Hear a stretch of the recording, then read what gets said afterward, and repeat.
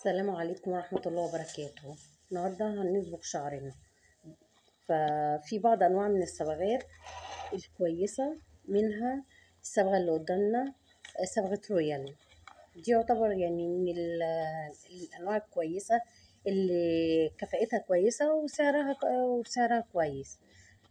بس مشكلة بقى صبغة رويال إن احنا لازم قبل ما نستخدمها لازم نعمل تفتيح للشعر نفسه.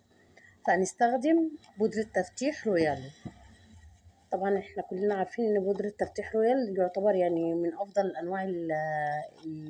افضل انواع البودرة اللي بتستخدم في التفتيح.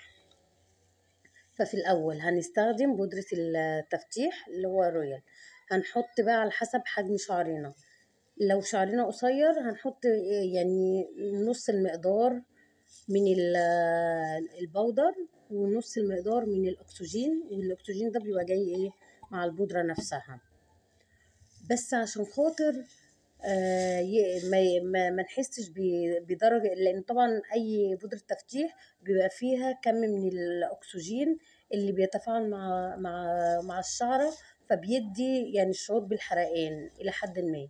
ففي سر معين يعني احد الكوافيرات اللي قالت لي عليه، وهو اللبن البودر. ايوه، اللبن البودر. بنحط مقدار من اللبن البودر على الاكسجين، على البودرة مع الاكسجين، وبنحط معلقتين من اللبن البودر على المقدار ده. بيهدي من الشعور بتفاعل الأكسجين مع البودرة على فروة الشعر، وبيقلل من تأثير إحساس الشعرة بالأكسجين، وبيدي مرونة وطراوة للشعر نفسه. فقبل ما نستخدم الصبغة يا ريت نعمل التفتيح الأول.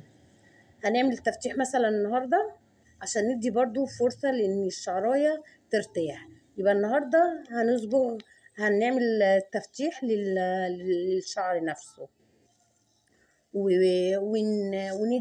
وندي يوم او 2 فرصة ان الشعرة بتاعت الكتلة بتاعت الشعر ذات نفسها ترتاح. وبعد كده نستخدم بودرة الصبغة نفسها.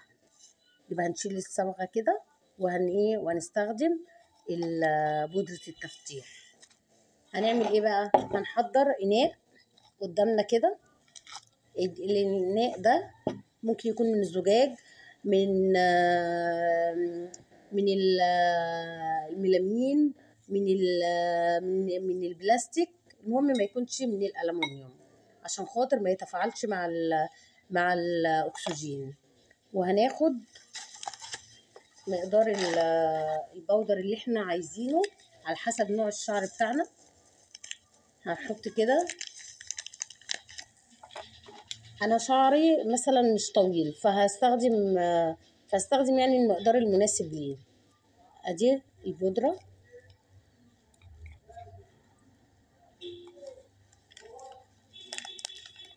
ولو احتجت هبقى اضيف تاني. وهروح حاطه مع البودرة نفسها. هنحط هنضيف اللي هو بودرة اللبن البودرة. جربوه وهتحسوا بالفرق المرة دي. ونقلب الخليط كويس.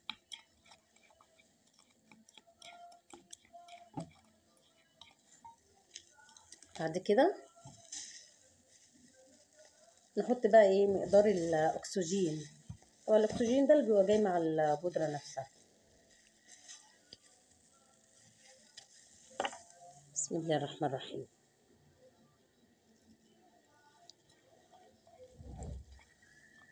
نقلب المقدار كده لحد ما نحصل على خليط من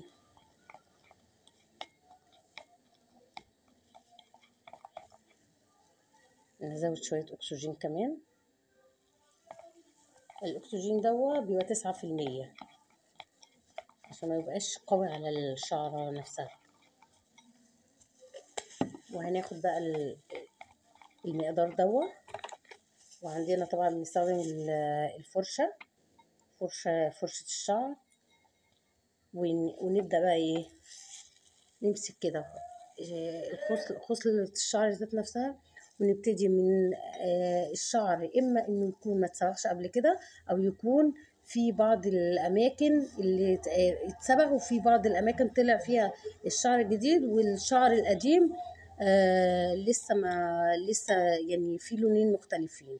فهنبتدي بالشعر اللي هو اللون اتمحى منه خالص ومبقاش فيه لون جديد، ونبتدي بنحط بودرة التفتيح والخليط عليه، ونخلي اخر حاجة الجزئية اللي لسه فيها صبغة قديمة لسه ما طلعتش منها، عشان خاطر التفتيح لو حطينا كله على بعضه، الاماكن الاطراف دي اللي هي فيها لسه بواقي الصبغة القديمة هتتفتح وتبقى لونها مدي للأورنج. فهنبتدي ونسيب حوالي 2 سنتي من فروة الراس، عشان خاطر الأكسجين ما يأثرش على فروة الراس. نبتدي نغطي الشعر كله.